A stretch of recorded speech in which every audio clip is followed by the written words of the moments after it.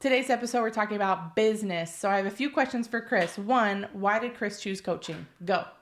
There's always the old saying of I didn't choose coaching, coaching chose me. I think the truth of the matter is I struggled a lot when I was in my younger years, and I wanted to figure out, from the sexual abuse, from drugs and addiction and all those things, and just not understanding myself, not understanding how to handle my emotions. I wanted to figure that out. And so I got connected with several people that connected me with a guy that helped me tremendously, and he was a coach. And so I got to come to his events, and I started working with people. Do you want to say his name? Oh, sure. Michael Burnoff. Yeah, he's incredible. In Scottsdale, Arizona. Yeah, if you're interested in incredible coach. Real quick, so incredible that Chris's ultimatum with me when we were talking about marriage, he said, I need you to go to one of these events because it's so vital to who I am and how I communicate that it would be very beneficial for someone that I'm going to marry to go to. For sure. So very beneficial, awesome events, awesome, coaching and teaching what he does. Yeah, so absolutely. Michael Burnoff, he absolutely helped change my life. He runs these live events with hundreds of people there. And so they split into teams. And so I got to lead some of the teams and be part of leadership over the years with him.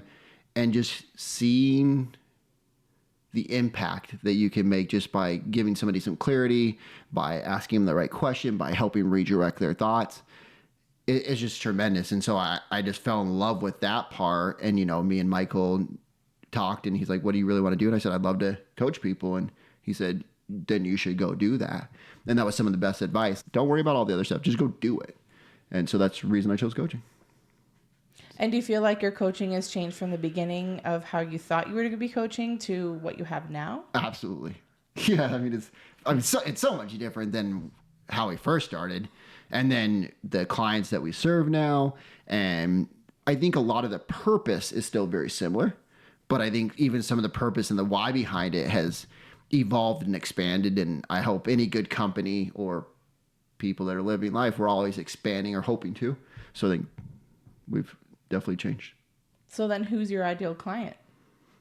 Now. Yeah. Since that's shifted over time. Yeah. So the ideal client is that man and we talked about this briefly, but she's like, hey, it's really you, isn't it? And I said, yeah, it is me, right? It's that 35 to 45-year-old man that runs a business, wants more time with his family, wants to live a different lifestyle, but is uncertain and afraid how to make that. And he just wants to have this incredible relationship with his wife and wants to say, like, no more arguments.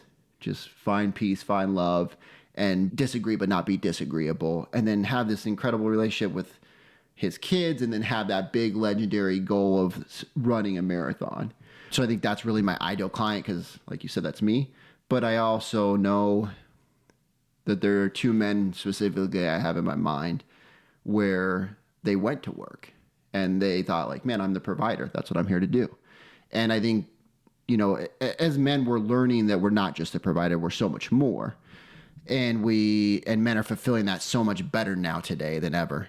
But the examples we saw were these men that worked really hard and then ended up at different points in their life. Both of these men ended up in divorces, seeing their kids and being part of their kids' life a lot less than they ever thought they were going to and ever wanted to. So so I think that's where I went, man, I see these programs out there and they're like, hey, fix your business. Hey, fix your health. Hey, fix your marriage.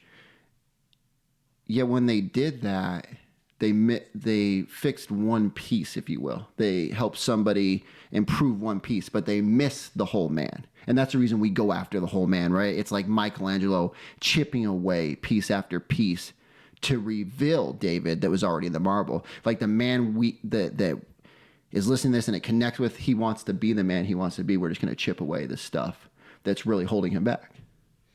And to be honest, anytime someone asks me, hey, what does your husband do? And I tell them coaching, they guess it's sports or they guess it's a life coach. And I go, it's kind of when your life coach fails and it doesn't work, you want to talk to Chris. Like if you tried that route, then you probably want to talk to Chris because he'll take it a level deeper. Because so often, and I'll just say it in another like simplified way, this is how I explain it to people. I go, man and woman fall in love. You hit all the milestones. Like you go to school, get a degree, you get married, you have a few kids, you have a great job, and you buy a house, like all of those milestones, the typical things that happen in life. Once you hit those, it kind of plateaus a lot of times. A lot of times you get into your familiar roles of I'm the provider. The woman like does her roles are with the house and the kids. And then sometimes there's contention because you don't know how to communicate that. And so at that point is about like the age range is at 35 to 45 ish. Yeah, for sure. Typically people with their own businesses works best for Chris because that's what he has. And it's just like, hey, there's some things that keep grinding the gears, and I need to figure a way to have more harmony throughout all of these measures of life, through business, through relationships, through marriage, through life in general, and health. And so that's how I explain it in like super layman's terms, just quickly to people, and they go, oh yeah, I can definitely relate to that. I've seen that with myself. I've seen that with my in-laws. I've seen it with everything else. So I think it's common enough that this is a great ideal client. Yeah, and it's incredible when you work on the whole man. Because is it about earning more money? Absolutely. I love where you said, man, there are all these things that society tells us we should do. And then we go like, oh, all right, I'm going to do that. And when I get there, and then you get there, life isn't blissful like you thought it was. Because I think one thing that we agree with is we don't own a house. We don't want to own a house. That doesn't fit with us right now. But we also see people who go, oh, like the next thing I do is buy a house, then I'll feel free. And then they feel just crushed with like always having to pay the mortgage, and just that the byproduct of feeling the stress from that goes on to the family, goes on to the financial conversations, and just it just goes one after the other. So fitting the societal milestones is not always best, but a lot of people do it. And I love that you said that. And it's so important, and I don't want this to turn into a coaching session. Just do it. But just in a sense, that's the reason you have to go back and look and go like, and it's the reason it's one of our first things that we explore is, what do you want your lifestyle to look like? Because we buy into, let me buy this house, or these people are doing so much better because they're this age and they have that. And it's really, until we understand the lifestyle we want, you won't do the big things, because it takes a certain lifestyle. We have an incredible lifestyle because of what we've chosen to do, but it also takes some leaps of faith, and it takes the wanting to create that legendary story in your life and inspire others. And it's just so amazing when you state it the way you stated it. It's just clear. AKA I'm amazing. Yep. So, well, why do you feel like this type of coaching versus maybe other coaching styles and, what's that called from school? Curriculums. How is yours more relevant to today's world where, I don't want to always bring this up, but like post-pandemic, a lot of people had a shift of mindset of what they're doing in their life. But how do you feel like yours is most relevant in today? I think it's most relevant to the person that's relevant to. Right? I don't think, like, they always say in sales, if you sell to everybody, you're selling to no one, or you're speaking to somebody, or speaking to everyone, you're speaking to no one. So I think it's more about understanding that I understand what that man's going through, because we've had really rocky parts in our marriage.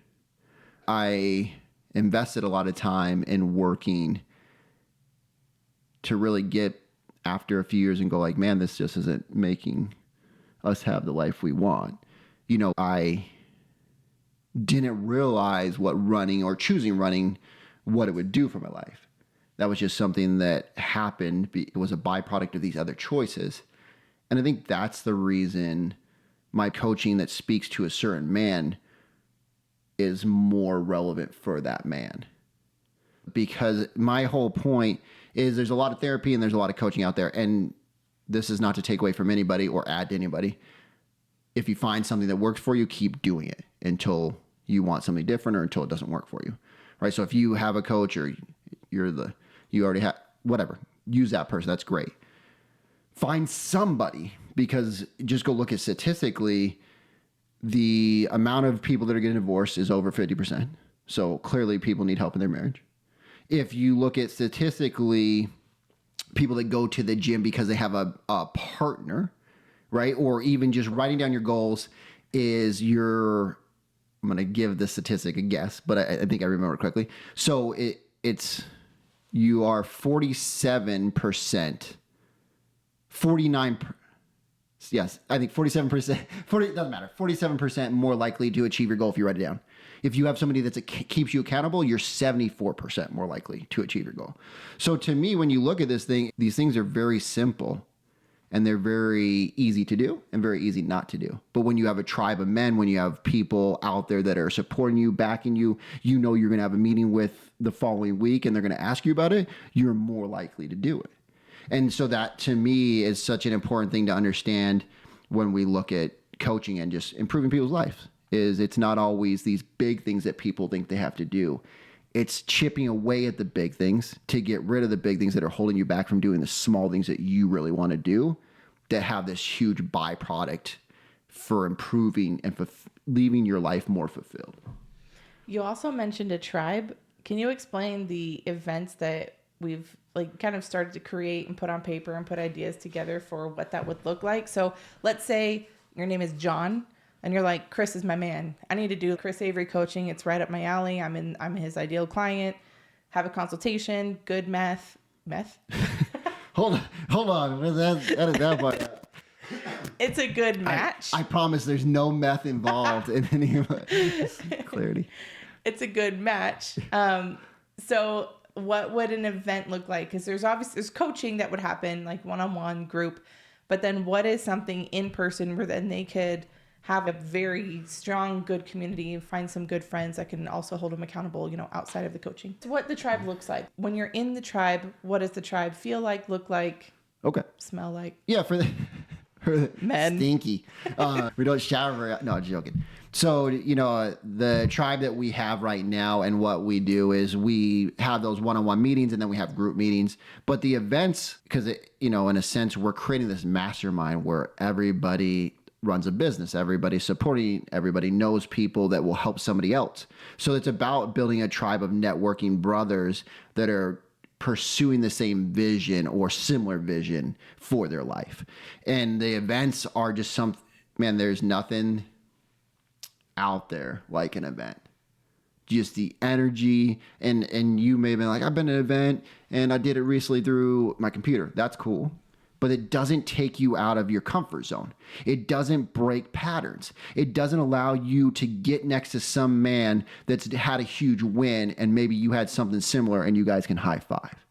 That you can put your arm around that person and give them a hug. That you can go run more miles than you ever have in your life and you're going to have a whole crew. And speaking of that, like 900 days of running and there was nobody. Right. And I did a video on my stories like, here's the crowd that comes to cheer you for 900 days. And it was nobody. It was me. And then day 1,000, you obviously stepped up and just did an incredible thing and reached out to a ton of people. So they reached out to me and I appreciate that and had people come run with me and stuff. It was yesterday, by the way. Yeah, so which was yesterday. Officially, he's on day 1,001 of running consecutive. And awesome. And the amazing part is we all want to have those teammates, those tribe members that are there for us. And that's part of what we're putting together. And those live events, just secure it, connect people. And they're going to challenge you physically. They're going to challenge you mentally and spiritually. They're going to challenge you as a husband, as a father. And they're going to have you create some big breakthroughs. And being a lady myself, I think some of the uncomfortability that I can already tell that a lot of men may have is having a genuine emotional strong connection with another man. It's just not typical. I definitely have seen it. I've seen like good guys be like really good buddies and get very vulnerable with each other. But I think that will be a really like unique and safe and amazing place for that tribe to just bond. I love that. And bond like crazy. And looking at that part of the tribe process, the brotherhood, is that it, like you're right, it's hard for men to connect. And yet you see where men really connect and are there for each other. When you go to war, they don't fight for the nation. They fight for the brothers, like the person in the foxhole next to you. They say that all the time. You look at sports and there can be more of emotional connection. And when we get rid of the trying to connect emotionally like women do, right? Because that's more what therapy is set up for. Men connect differently. So then how do we build that tribe and that brotherhood to connect more on how men connect than how society tells us we should connect, which doesn't really typically work for the typical man. I love that. I'm excited for your clients. I'm excited to see how it's just going to evolve itself. And it'll get better as we go. We already have a lot of ideas, but I think it'll just get better because it'll start rolling and people will come in with different views and ideas, and it's just going to get better. So you got to join it. And one of the funnest parts with this is each one of our clients we're so thankful for, and they're thankful for us. And the amazing part to me is it really is this community where it's like, you want me to win and I want you guys to win. And if I can help you guys win, you want to help me win, because it's not some big company out there that just has a faceless, nameless person you're talking to. We're in this to win together. And it's a win-win-win. And you know, my favorite song is win, win, win, win. I never know the song, but you sing it, you go, winning, win, win, win, win. Yeah, but it is. Okay. It's about looking for those wins and helping each other win together. And when we have each other's back, it's impossible for us to fail and stay down. We get back up, we get stronger, and we win together. Amen. Preach. Do you want to share anything else about Chris Avery Coaching? Just the coaching side of your life and how everything goes? I do want to say this because I think this was always a really, really important thing for me. When you said, why did I choose coaching? When I chose coaching, one of the first things that I realized, and one of the most important things that I realized, is if I wanted to coach, I was going to have to get better every day myself. And I want to be the person that wakes up and goes, man, my mission today is to be better when I go to bed than when I woke up. And I knew if I wanted to ask anybody else to do anything, if I wanted to tell them, good leadership is you doing it first. And then coming back and saying, here's the results, here's what I learned, let's do it together. And then you take that person with you. And we've been married 6.5 years, and there's still things that I sometimes forget that he's better with. And I think of the Chris that I married a while ago, and I go, oh, he would have had a different reaction. Maybe I'm a little nervous to bring that up, but you have a great reaction now. So I can attest that it's true. I might not see it day to day, but definitely if I take an account over the years of knowing you, having intimate relationship with you in this stage of your life, it's definitely working. Yeah, I mean, outside my... So thank you thank for you. My sake too, but good job. I love when we win together. All right, everybody. This is definitely just a little piece. We'll go way deeper. We'll go into more stuff on how you grow your business. This is just more about us right now, but we want to make sure these are very potent and hit you guys and give you good information that you can take home and, you know, put in your life and win.